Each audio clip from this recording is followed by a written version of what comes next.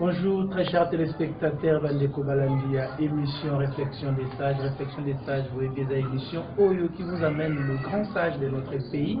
Aujourd'hui, nous sommes encore avec le président Michel Okongo. Vous savez tous qu'il était aussi candidat président de la République aux élections du 30 décembre 2018. Nous allons réfléchir par rapport au nouveau gouvernement qui doit bientôt être publié et pourquoi pas aussi faire un petit rétro par rapport aux obsèques de Fé Etienne Tshisekedi qui aujourd'hui est héros national. Bonjour Président. Bonjour Monsieur le journaliste. Nous sommes ravis d'être avec vous encore aujourd'hui dans notre émission. Sans plus tarder, les obsèques de Etienne Tshisekedi a été dit à son combat, soit les obsèques a été vraiment ce que les gens disent, que c'est jouer avec l'argent et donner la colère à tous ceux qui sont morts. Bon, je ne peux pas encore revenir sur ces obsèques. Ça ne fait que raviver la douleur, surtout pour moi, parce que moi je n'ai pas pleuré comme tout le monde. Moi je vais pleurer parce que c'est quelqu'un avec qui nous avons eu à passer des moments de lutte ensemble. Et puis j'ai plein de souvenirs. Je crois que le moment venu, j'aurai un peu de force pour pouvoir étaler tous ces souvenirs-là. Je crois que c'est une page qui s'est tournée avec la mise en terre. Depuis les encore une fois, l'homme a beaucoup fait pour le pays. Donc, je précise, je souligne que c'est quelqu'un qui méritait, ou plutôt qui a mérité les hommages à la fois nationales et populaires. Alors, je ne sais pas s'il faut se mettre à faire des comptes, parce que dans tout ce qu'on peut faire aujourd'hui, il y a toujours un aspect financier auquel il faudra en tenir compte.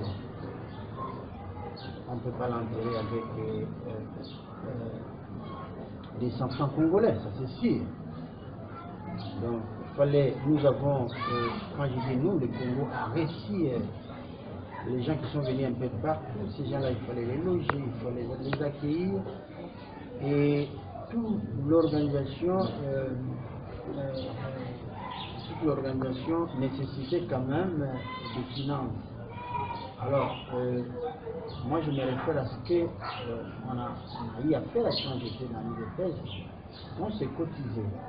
Moi je crois que les membres de l'IDPS ont fait ce qu'ils pouvaient faire. Certainement, ils ont dû cotiser. Et puis, le chef de l'État, qui est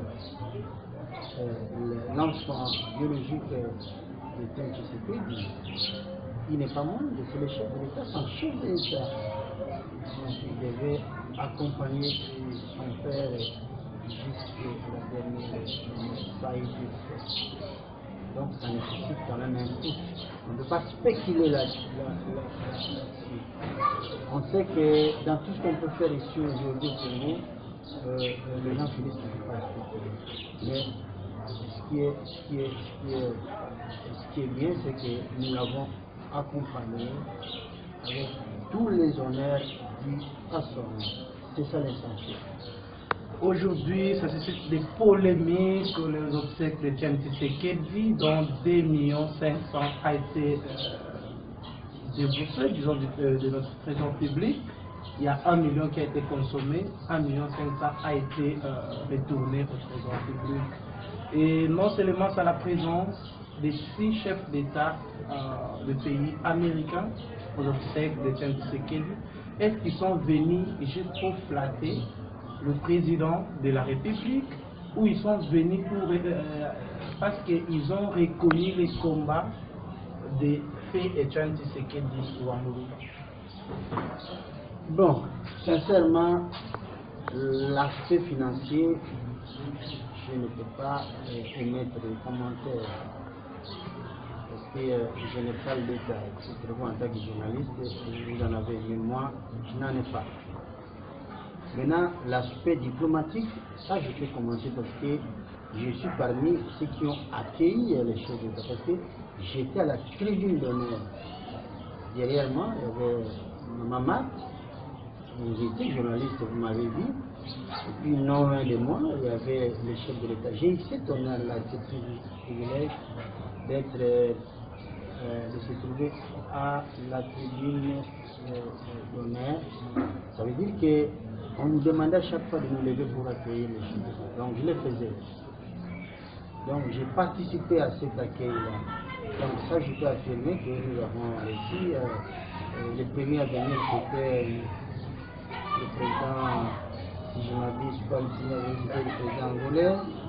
Et puis nous avons eu le président rwandais, Paul Kagame. Et puis après il y a eu des présidents aussi.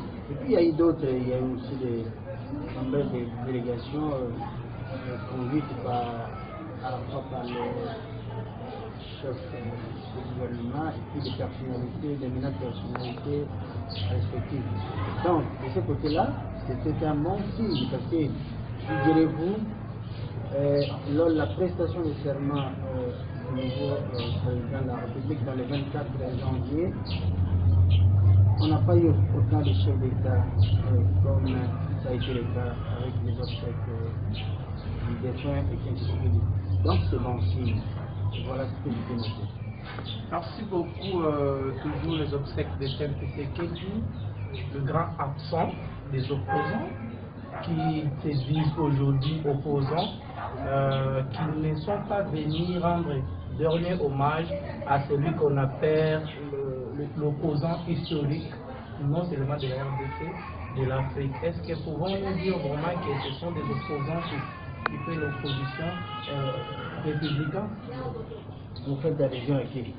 Je fais allusion à Martin Fayoulou, qui s'est dit un vrai Tshisekedi, qui n'est pas venu. Moïse Katumbi, qui est le patron de la Mouka. Il y a Jean-Pierre Bemba qui n'est pas au pays.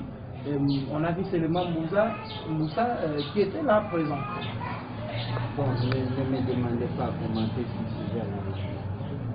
Parce que tous ce sont des amis, ce sont des collègues.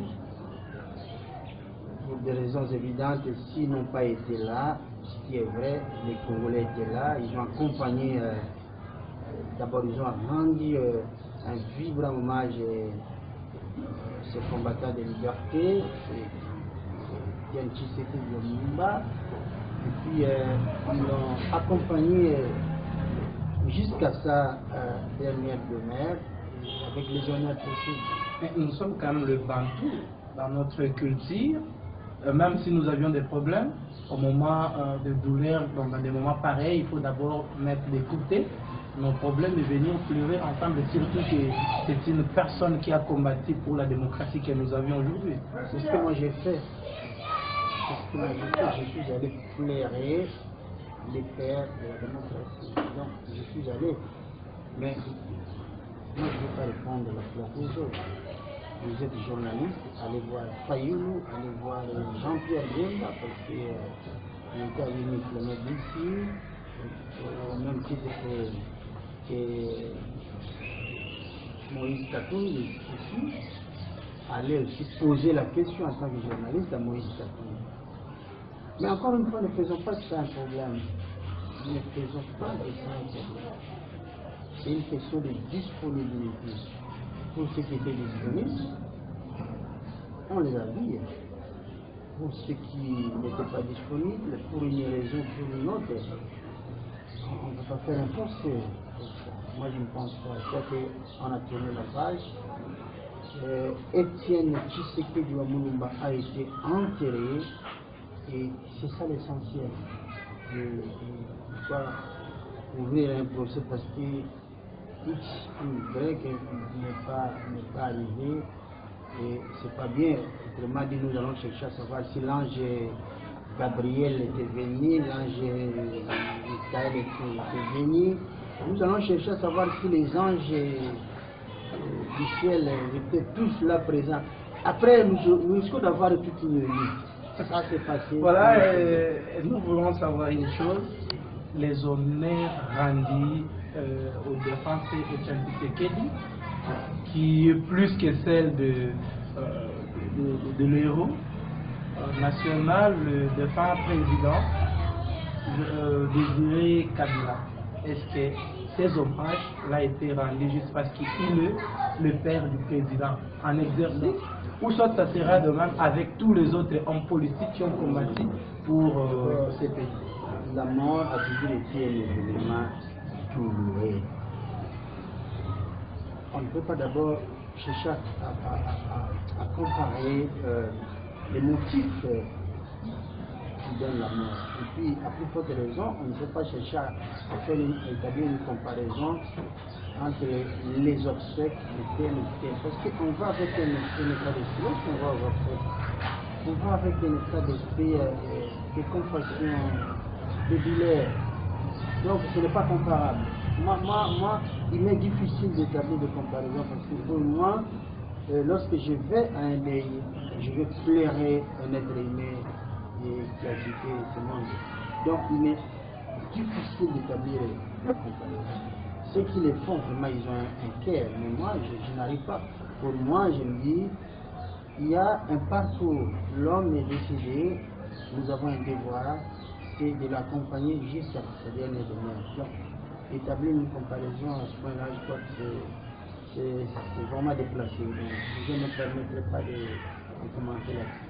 Vous êtes un enfant qui a appris dans l'école de Tshisekedi. Aujourd'hui, il ne plus. Qu'est-ce que vous avez vraiment bénéficié de fait Etienne Tshisekedi, dont aujourd'hui est le père de la démocratie? Beaucoup. Sur le plan personnel, j'ai dit que c'est Tshisekedi qui est mon père spirituel en politique. Mes premiers pas en politique, il est vrai, parce que je n'ai pas une petite dans les impairs, on le veuille ou non, c'était au niveau de j'étais membre de l'impair. Après, lorsque je me suis affranchi du impair, il fallait faire le premier pas, je les ai fait avec l'IDPS, d'abord l'IDPS. Donc je suis entré à l'école de l'IDPS. Et puis, petit à petit, j'ai grimpé les élections jusqu'à me retrouver au pied de Tshisekedi. À ce pied, j'ai beaucoup appris, beaucoup alors. Donc, je ne peux pas étaler. Je suis en train de mettre tous ces souvenirs en ordre, en fait, que je puisse, le moment venu, les rendre inclusifs. Donc, pour répondre à votre question, il m'a beaucoup appris. Merci beaucoup. Nous avions tourné la page de ce qui concerne les obsèques de Etienne Tshisekedi. Bientôt, le gouvernement sera public. Nous attendons tous impatiemment, comme on attendait la nomination du nouveau Premier ministre, et avant que nous puissions d'abord y arriver, le choix de Sylvestre Ilunga, pour vous, c'est un choix qui doit aider le pays, c'est un choix qui doit encore amener ce pays à la souffrance qu'a connu 18 ans passés. Je n'ai pas décelé le sens de la question parce que vous parlez d'un choix. Le choix de Sylvestre Ilunga. Oui, bien sûr qu'il ne vient pas du cash, il y a un produit. Qui a fait les choix. C'est le président de la République. Non. Bien sûr, c'est lui qui doit nommer. C'est lui qui a la signature. On lui a donné les noms. Non. Et qui a nommé? Non, lui non. Mais il ne choisit pas. Tout comme il peut aussi refuser.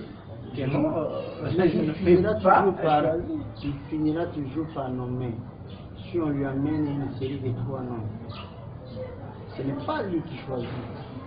Ce n'est pas lui qui propose. Il y a quelqu'un qui choisit. Lui se retrouve dans l'obligation de nommer l'un des 3. Il peut même le faire en fermant les yeux. Ça ne lui coûterait rien. Mais ça prend le temps quand même, nous le savons tous. Je ne sais pas ce qui s'est passé, parce que d'abord moi je suis contre toute la manigance du FCC. Le FCC n'arrive pas à laisser le nouveau président travailler librement.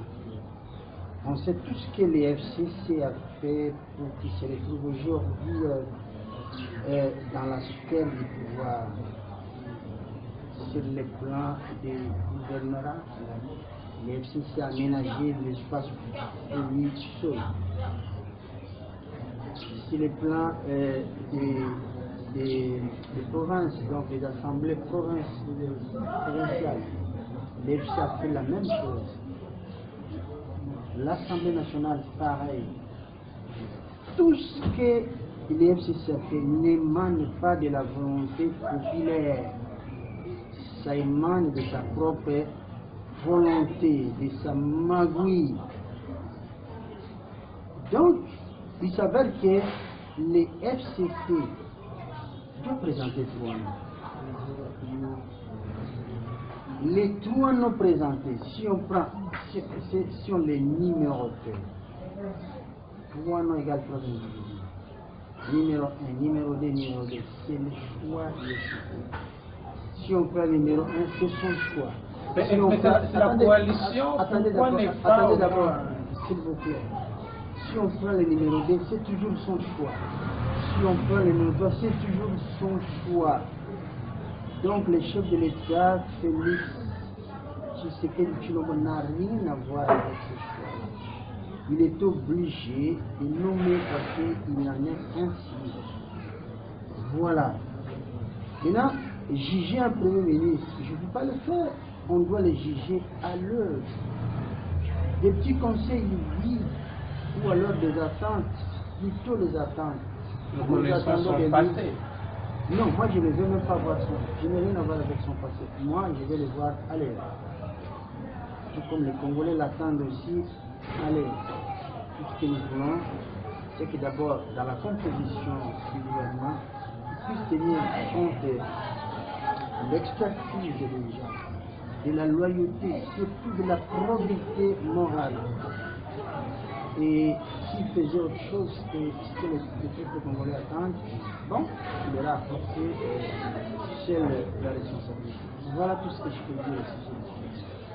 Bien sûr que ce n'est pas le choix de Félix Tshisekedi et Antoine Tshilombo, c'est le choix de Joseph Kabila. Est-ce que c'est le choix? Parce que vous n'avez pas répondu à la question. Les choix de Ilunga Sylvestre à la tête de la primature de la RDC, ce pays qui a tant souffert 18 ans avec ces mêmes personnes. Croyez-vous que c'est un choix qui va aider la population avec les 5 ans qui nous restent? Je vous ai dit, j'ai répondu à la question, j'ai dit, le problème qui est là, on ne peut pas juger quelqu'un tant qu'il n'est pas encore venu au travail. Il faut le voir à l'œuvre. Tout ce que je sais de lui, c'est que c'est quelqu'un qui a été aux affaires. Ça, c'est positif. Maintenant, deuxième point, les critères sur les choix. Je ne connais pas les critères. Déjà 73 ans, 5 ans, il sera déjà 78. Peut-être que ça faisait partie, peut-être que ça faisait partie des critères. Parce que pour juger, moi, je parle en tant qu'avocat. Vous n'allez pas me demander de me prononcer sur une question, donc je n'ai pas d'éléments. Maintenant, si la question de l'âge faisait partie des critères, donc je peux dire que c'est pas la tenue compte des critères. Moi, je ne sais pas, ou plutôt je ne connais pas, quels en étaient les critères. Parce qu'en homme, on fait un choix sur une base de critères. Certainement, il y a eu des critères dont moi j'ignore. Mais à 73 ans, j'en doute, parce que dans les 5 ans, il aura 78 ans. Est-ce qu'il aura encore la force? Vous êtes jeune, demain vous allez atteindre les 73 ans, 73 ans. Ne voyez pas tout ça d'abord. Vous répétez pas sur la question d'âge. Non, ce n'est pas, quand même normal. Si vous aviez, parce qu'il y a des journalistes à 73 ans, si c'était le cas pour vous, vous n'allez pas me poser, vous n'allez pas vous présenter sur la question de l'âge. Le journalisme n'est pas quand même dirigé vers non, mais les présidents du Nigeria, à quel âge? Là, c'est le Nigeria, nous, on ne connaît pas leurs critères. J'ai pris. Même l'Assemblée provinciale, oui, le chef coutumier qu'on a choisi, il a 80 ans. Voilà. Déjà dans les 5 ans, il aura 85 ans. Mais Etienne Tshisekedi est mort avec 80 quelques. Il était déjà fatigué. Vous ne voyez pas que. Vous partez sur une mauvaise piste. Vraiment sur une mauvaise piste. vous partez sur une mauvaise piste. Moi, je crois que voyez les choses autrement. Il a une responsabilité. C'est un grand temps parce qu'il a assumé dans le passé des responsabilités. Laissons-les faire son travail. Nous allons le juger ou l'apprécier à l'aise. Mais on ne peut pas mettre la charrue devant le père. Parce que même s'il avait 20 ans, les gens allaient parler. Non, pourquoi il a 20 ans 25, pourquoi il a 20 ans? Quand Joseph Kabila est arrivé au pouvoir, les gens ont critiqué, mais il est trop jeune, tout ça. Vous voyez, on trouve toujours quelque chose à dire. Laissons-les, il a accepté de porter ce que nous, les responsabilités. Mais nous sommes Congolais. Tout ce que nous pouvons faire, c'est de souhaiter qu'il puisse rester pour le bien de notre pays. Voilà les sentiments qui doivent nous faire. Parce que les dés sont jetés, ou plutôt les carottes sont cuites, ou plutôt les vins et les fondements. La composition du nouveau gouvernement, nous avions déjà des fuites. Nous avions déjà des fuites, donc on voit que c'est le partage des gâteaux entre ACC et Cash. On voit que même votre parti est écarté et les autres. Et là, c'est pour le bien du pays, soit c'est pour juste chercher à dire le ventre d'abord. Vous êtes très bien informé. Quels sont les partis qui sont repris? Je peux dire, là, je vois le PPRD, AAC, le AFDC, il y a l'UDPS, l'UMC. C'est tout. Je n'ai pas vu les partis comme votre parti, je n'ai pas vu d'autres partis comme ceux qui sont. On a déjà publié la liste. Je suis un journaliste d'investigation, nous sommes en train de faire des investigations. Très bien. Et vous voulez que je puisse commenter là-dessus? Nous voulons que vous puissiez commenter par rapport. Parce que jusque-là, ce n'est pas encore publié. Peut-être votre intervention peut leur interpeller. La société civile déjà qui déclare que ces gâteaux, il faut que lui aussi puisse bénéficier. Non, c'est pas en politique, c'est pas de cette manière-là qu'il faut faire les choses. Moi, je ne suis jamais partant pour ceux qui appliquent les principes selon lesquels on fait ce qu'on dit haute foi de la. Fait que je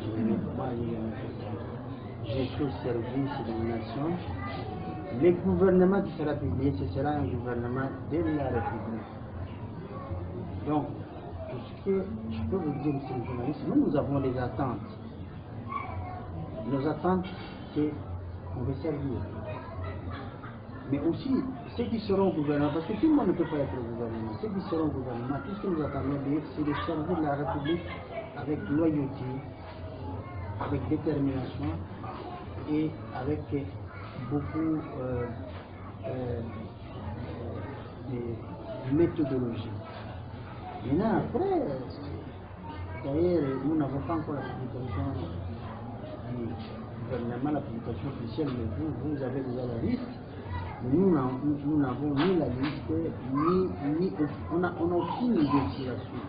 Nous savons déjà sur les 100%, il y a les 10% qui revient au président de la République, Félix Antoine Tshisekedi, les 10% qui revient au président honoraire, Joseph Kabila, et les 30%, le 40% qui revient, le 30% qui revient au cash, et le reste au FCC. Là, on n'a pas parlé de la société civile et l'opposition, ou quoi que ce soit. Je ne sais pas si votre parti fait partie de la cash, du cash, soit du FCC. Non, écoutez, nous devons observer.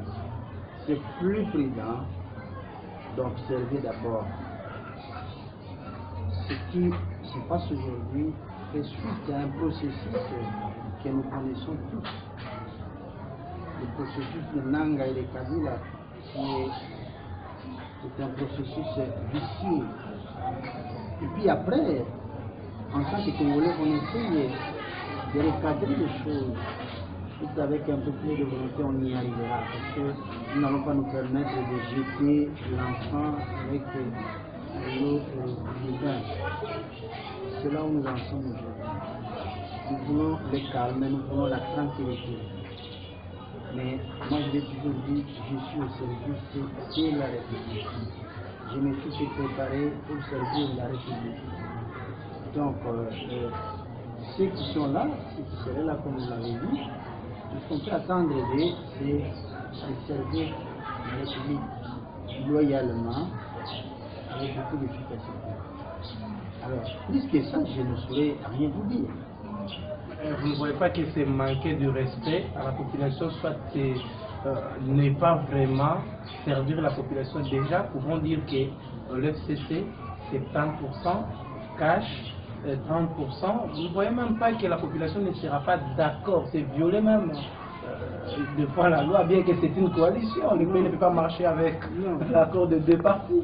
Kabila et les FCC doivent comprendre que leur temps est révolu. Personne, je dis, aucun Congolais n'aimerait voir les FCC revenir au pouvoir. Les FCC Kabila ont fait ce qu'on appelle un hold-up politique. Mais ils finiront par les prendre tâche. Qu'est-ce qu'on veut dire? Donc le reste, nous sommes en train de suivre avec beaucoup d'attention.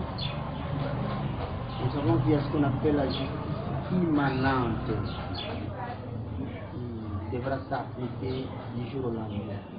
Donc il ne faut pas, lorsqu'on marche sur les œufs, il faut faire très attention pour ne pas casser les œufs. Donc nous n'allons pas brûler la République, mais nous savons que Kabila n'est pas plus fort que le peuple congolais. Le peuple congolais, c'est un peuple dynamique, un peuple combatif, mais qui sait observer, qui sait également marquer les pas, et puis au moment décisif, qui sait aussi foncer et réagir. On n'est pas encore arrivé à ça. Vous ne voyez pas que déjà la nomination, soit la nomination, parce qu'il a nommé plusieurs personnes, le président de la République, aux entreprises, soit c'était public, déjà il y a des contestations dont d'autres disent que c'est déjà la violation de la loi parce que la publication, soit la nomination a été contretionnée par le Premier ministre sortant et non le nouveau Premier ministre. Oui, mais nous sommes, le Congo est engagé dans une lancée de violation depuis très longtemps. Ce qui fait des bruits, c'est le FCC. Mais le FCC a été champion dans les violations. Vous voyez? C'est vrai que moi je condamne toute forme de violation. Mais je n'aimerais pas entendre la voix du FCC en train de condamner. Que le peuple le fasse. Que les autres puissent le faire. Parce qu'il nous faut un état de droit. Ça, je suis bien d'accord. Mais pas le FCC. Ce qui arrive, c'est l'héritage du FCC. Les FCC doivent se départir de ce pouvoir. Il faut qu'ils quittent le pouvoir. Parce que le pouvoir, l'espace qu'ils occupent, ils ne le méritent pas. Le FCC ne mérite pas cet espace-là qu'il a est en train de se spolier. Maintenant, s'il laissait tranquillement le nouveau chef de l'État, que Kabila a remis le symbole de la République un certain 24 janvier 2019, s'il est laissé tranquillement travailler, tous nous allons construire une démocratie pour ce pays. Mais on ne peut pas construire une démocratie alors que vous avez le FCC qui est là en train de faire des côtes en jambes. C'est ça le drame. Le vrai drame, c'est celui-là. Nous sommes arrivés presque à la fin de notre émission.